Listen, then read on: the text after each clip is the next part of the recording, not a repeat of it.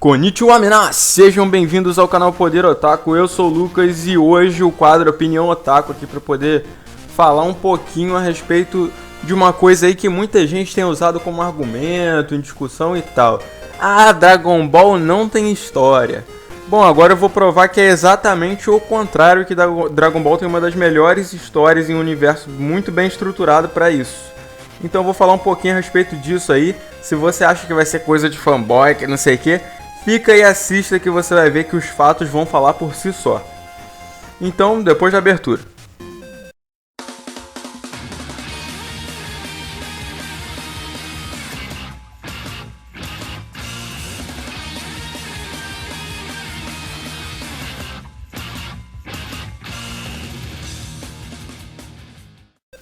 Bom, vamos começar aqui pelos fatos que antecedem o Dragon Ball clássico. Quando você tem um anime, seja ele qual for, que ele tem um prequel assim muito grande, uma história muito grande, uma grande sequência de acontecimentos antes da história principal, você já sabe que isso é muito bem bolado e muito bem estruturado para poder fluir bem com a história. Então você imagina isso, cara, que aconteceu muitas coisas mesmo antes do Dragon Ball clássico, onde o Goku foi treinado pelo Mestre Kami junto com o Kuririn. Então, basicamente é isso, ele veio do planeta dos Saiyajins e lá teve aquela confusão com o Freeza, né, teve a luta do Bardock, teve a explosão do planeta, teve o lance do... E ainda antes disso, teve o lance do Freeza ter dominado a raça dos Saiyajins. Em Dragon Ball Super agora a gente tá sabendo mais coisas a respeito do passado, né, que os Saiyajins moravam no planeta Salad e depois que o planeta Salad foi destruído por uma sequência de conflitos, eles tiveram que mudar pro planeta Vegeta. Então é muito interessante, cara, a gente tá vendo todos esses pontos e, assim, o prequel de Dragon Ball é muito grande, flui uma história muito grande, assim, antes dos acontecimentos principais da série. Então aí você já vê que nesse ponto é muito bem estruturado, porque já foi tudo bem bolado antes de começar o anime em si, entendeu? Então já fluiu muito bem. Aí você fala assim, ah, Lucas, mas vamos supor, o Akira não tinha plano de criar a saga de Freeza ou qualquer coisa. Não, desde quando o Goku era pequeno, sempre teve o plano de criar a saga de Freeza. O que eles não tinham plano de fazer era depois, a saga de Cell e tal. Só que aí a saga de Freeza fez tanto sucesso que eles resolveram continuar.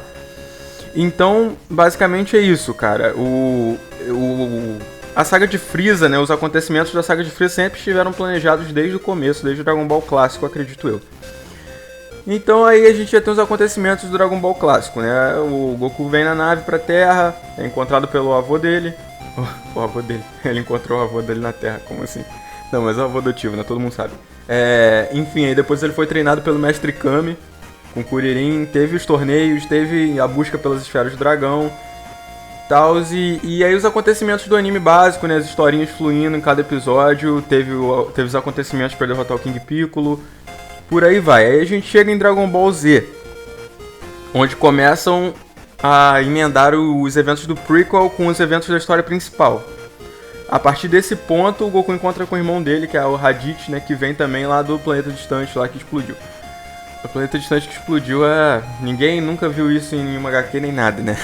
Tá, mas só o fato de ter algum planeta que explodiu, uma criança que veio de outro planeta, não significa que seja plágio, tá? O Dragon Ball ele segue um padrão bem diferente do Superman, da DC. Apesar da consistência ser a mesma, o padrão é bem diferente, considerando a raça dos Saiyajins, a estruturação do planeta, o que eles faziam antes do planeta ser destruído. Então, isso daí é um acontecimentozinho de nada que é puxado igual. Aí os outros já comparam só por causa disso, mas não é totalmente diferente. Se você for pegar lá da raiz dos Kryptonianos, dos Saiyajins, é totalmente diferente mesmo. Então, a gente basicamente vê essa parte onde os eventos do prequel começam a se conectar com os eventos de Dragon Ball Z. Aí a gente tem Vegeta, Nappa chegando até a Terra, aí a gente já tem uma coisa que vai até o espaço. Antes era só dentro da Terra, Dragon Ball rolava só na Terra. Aí começa a ter o espaço e tal, aí começa a ir muito mais além, a história abranger uma área muito maior. Então aí a gente já tem todo esse lance, né, todo esse lance de espaço-tempo coisado aí. Não, brincadeira, não chegou no espaço-tempo ainda. Mas aí a gente já tem o planeta dos Namekuseidins, né, que vão desenrolar os acontecimentos da saga de Freeza aí, que é o Imperador, que também fazia muita parte no prequel de como ele conquistou os planetas, como ele foi dominando tudo, como ele se tornou o Imperador. Então, Aí já tem os acontecimentos do Freezer. Eu acho interessante porque em Namekusei eles vão explicar várias coisas referentes às Dragon Ball, às esferas do dragão, que apareceram muito na primeira temporada onde Goku era criança. Então aí eles já estão, tipo, tudo na história já tá começando a se conectar. E você imagina assim, nossa cara, depois de 200 e tantos episódios eu nunca imaginei que isso ia ser explicado. Depois de você assistir o Dragon Ball clássico todo, chegar no Z, você nunca imaginou que aquilo ia ser explicado, de como as esferas do dragão funcionavam, de que planeta elas viriam, ou por que o Goku tinha uma cauda e virava macaco. E tudo isso é explicado em Dragon Ball Z, cara. Aí as histórias todas começam a se conectar em um ponto só. E isso é muito incrível, sem dúvida alguma. Quem fala que isso não é história e não é estruturação, cara, não tem a mínima ideia do que é história. Então eu também queria dizer que às vezes o pessoal fala assim, Dragon Ball é sem criatividade, os inimigos são sem criatividade, são mal desenhados, que não sei o que. Só pra constar uma coisa, Dragon Ball tem mais de 50 planetas oficiais, com mais de 50 espécies oficiais, assim, de vários lugares da galáxia diferentes. Ou seja, é muita raça de coisa que foi criada, assim, teve a criatividade muito ampliada para poder fazer cada coisa, assim, criar cada planeta, cada espécie de cada planeta. Depois os outros falam que não tem criatividade. Então tá bom, né? 50 planetas com 50 espécies diferentes. Na verdade é quase 100, eu tô falando mais de 50 só pra vocês terem uma noção. São quase 100 planetas com 100 espécies diferentes, mais ou menos, que tem no Dragon Ball, assim, oficial, né? Se você pegar os books oficiais do Dragon Ball, se você perguntar ao Akira... Não, brincadeira, não precisa perguntar pro Akira não, tem tudo isso na própria série mesmo, confirmando. Filmes e tal. Aí os outros falam que não tem criatividade, não tem estruturação. Então, basicamente é isso, cara. A história flui muito bem dentro do universo e eu curto muito isso, eu acho muito incrível. Então quem fala que não tem história, como eu falei, não faz a menor ideia do que é história. Logo depois dessa saga, onde é tudo explicado, a gente tem a explosão de Namekusei, depois a derrota do Freeza, a gente chega até a saga de Cell. E quando a gente pensava que não podia melhorar, Dragon Ball surpreende a gente. Por quê? Nesse ponto a gente começa a ter o quê? O que é um lance sci-fi no anime, cara? A gente tem androides, a gente tem robôs que são super poderosos e fluem muito bem com o enredo de ki e energia dos personagens. A gente imagina assim, não, um androide não vai se encaixar no universo de Dragon Ball. São lutadores de artes marciais. E na segunda temporada aí no Dragon Ball Z, teve aliens que eles foram pra Namekusei, não vai se encaixar muito bem android, robô no enredo de Dragon Ball. Se encaixou perfeitamente, inclusive com o Ki.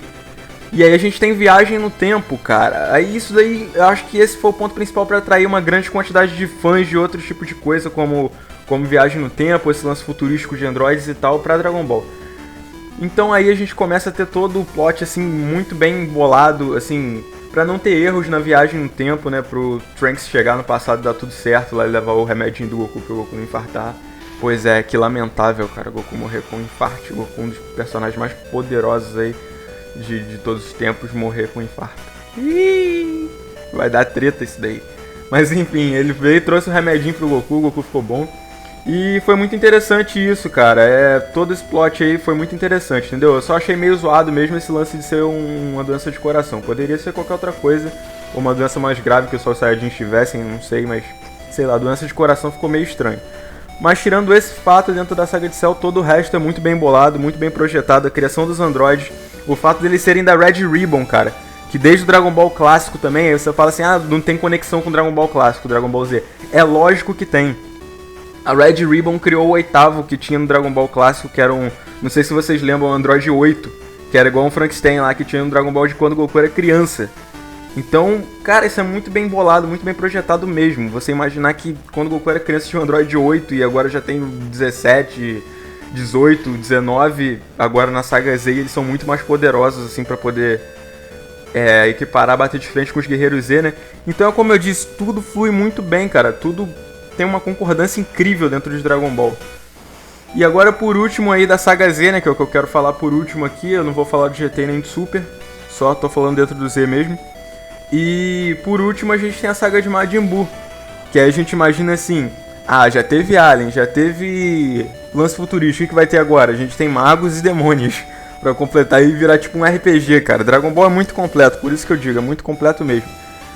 Então a gente finaliza aí com a saga de Majin Buu, né, que envolve todos os Senhores Kaiô, que também é uma coisa que aconteceu muito antes dos acontecimentos do Dragon Ball clássico, né? E aí abrange uma área muito grande também, que a gente já tinha o Senhor Kaiô desde o começo de Dragon Ball também. O Senhor Kaiô do Norte, né? Aí a gente descobre que tem os Supremos Senhores Kaiô que também estão relacionados diretamente ao Senhor de Kaiô. Então começa a aparecer esse lance, a gente descobre que tem um Babidi, que é um mago que fez lá o lance pra poder acordar o Majin Buu, né? Que o Majin Buu é o mal principal de tudo e tal, e coisado, esse tipo de coisa aí, bolado. E a história flui muito bem também dentro do universo no geral, mas eu diria que a saga de Majin Buu tem menos conexão com o resto das sagas, entendeu? Eu não tenho muito, assim, conectado, assim, junto com os acontecimentos anteriores, Planeta dos Saiyajins, ou qualquer coisa, não. Acontece coisas antes sim, igual eu falei do Senhor de Kaiô, mas não é muito relacionado ao geral. Mas é muito bacana isso, cara. Só de você ver que a saga de Cell tá diretamente conectada com a saga clássica. A saga de Frieza também está conectada diretamente. Vários filmes, diversos filmes estão conectados diretamente. Então é muito incrível. É uma história muito bem estruturada, num universo incrível, muito bem estruturado também, criativo, com várias espécies. Daqui a pouco o Dragon Ball vai alcançar Star Wars em quantidade de planetas e espécies. E é uma quantidade insana, cara, muito insana mesmo. Então acho que tudo dentro de Dragon Ball foi muito bem bolado. E quem fala que não tem história, cara, nunca parou pra assistir Dragon Ball, de boas. Que se você começar a ver Dragon Ball clássico, chegar no Z, você vai falar, caraca, cara, mind blowing. Tipo, isso tá conectado com Dragon Ball clássico, eu nunca ia imaginar isso. Então quem assiste vai saber desse lance. Ainda tem mais uma coisa que eu quero falar aqui, GT. Tá, Dragon Ball GT não é mais canon, deixou de fazer parte da timeline, ainda é um anime oficial, mas deixou de fazer parte da timeline oficial de Dragon Ball Z, ou seja, ele não existe mais. Aí a gente tem futuros alternativos pra poder fechar com chave de ouro, cara. Então, a gente tem o futuro de Dragon Ball Super, da timeline de Dragon Ball Super, e o futuro alternativo de Dragon Ball GT, ou seja, você decide qual é o seu futuro, você escolhe qual é o melhor pra você. Apesar do GT não ser canon, se você quiser na sua cabeça que ele seja canon, ele é canon. Então depende de cada um que quer cada coisa, né? E eu acho muito interessante mesmo. Outra coisa aqui pra poder mencionar do Super é dos personagens novos. Eu vi muita gente reclamando assim, não sei o que, falta de design, falta de criatividade, que não sei o que lá, mimimi. Cara, tá dentro dos padrões de Dragon Ball os personagens. Tá certo que o Frost, eu diria, foi o mais sem criatividade aí, que ele é idêntico ao Freeza. Mas os outros, pô, você fala que aquele cara roxo é um Namekuseidin, se ele for um Namekuseidin é muito diferente dos padrões do Piccolo, cara. Porque, tipo, o Piccolo é totalmente diferente, a estruturação da face, do corpo, aquelas manchas que ele tem no braço são muito diferentes do Hit, que é o personagem que o pessoal tá falando aí, que é o Piccolo roxo, né? Eu achei bem diferente. Aí os outros reclamando porque o cabelo do Kiabi, ou Keibi, ou Chaba, sei lá como é que se pronuncia esse nome também, eu acho que Kiabi seria melhor. Falando que o cabelo do Kiabi é igual ao do Gohan, reclamando porque a falta de criatividade o cabelo do Kiabi ser igual ao do Gohan. Cara, você tem noção de quantos personagens apareceram com cabelo igual ao do Goku na série? Foram quatro, isso. Foi Bardock, Thales, Goten e o Goku Jr. 4 personagens com cabelo igual ao do Goku, sendo que um deles nem é parente do Goku. Não tem nada a ver, não é nem relacionado a sangue com o Goku. E agora os outros tá reclamando por causa do que o cabelo é parecido com o do Gohan. Pelo amor de Deus, faça-me um favor, hein. Esse Saiyajin é bem diferente de tudo que a gente já viu, a estruturação do rosto dele, o olho dele é bem diferente de qualquer outro Saiyajin que tenha aparecido na série. E isso torna único, ele não é nem um pouco parecido com o Gohan no rosto. Então não vejo motivo pra ficar reclamando dos designs, eu achei que ficou legal. E eu lembrei de uma coisa também. Se a gente tivesse assistido, na época que todos eram crianças, até a saga de Cell e a saga de Majin Buu tivesse lançado hoje em dia, ninguém aceitaria a saga de Majin Buu. Eu me lembrei disso porque o design de Majin Buu não tem nada a ver. Você vê o design de Majin Buu, se for comparar com o design inicial de Cell e Freeza, você vai falar, esse design é ridículo do Majin Buu gordo. E o inimigo que transforma as pessoas em chocolate doce. Cara, se você visse a saga de Buu hoje em dia, se ela fosse lançada hoje em dia, ela seria muito criticada por todos os fãs. Você não tem noção de como ela seria criticada e como ela seria falada mal por todos os fãs. A sorte é que ela lançou quando todo mundo era criança e ninguém reclamava, todo mundo gostava de assistir. Mas se ela fosse lançada hoje em dia, pode ter certeza que ela seria criticada por todo mundo. Ao menos até o Buu mudar de forma, né? Que aí depois ele ficou com um design melhor. Mas o Buu inicial ia ter muita crítica de diversas pessoas. E eu ainda acho que o design dos personagens do universo 6 agora de Dragon Ball Super estão bem melhores que o do Buu inicial.